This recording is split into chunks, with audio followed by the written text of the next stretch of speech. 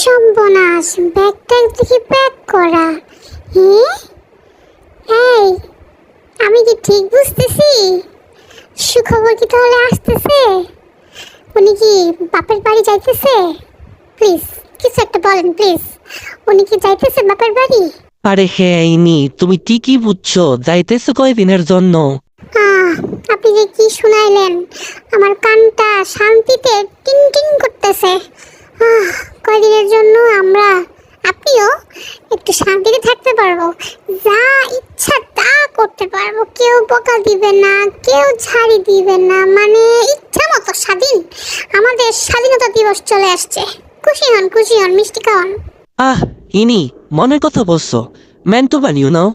কিন্তু তুমি যেভাবে বলতেছো, শুনে ফেলে তো বিপদ হবে। আসতে বলো, আগে যাক, তারপরে মিষ্টি কেন শুধু ডেইরি মিল্ক ট্রিট সব হবে, ঠিক আছে?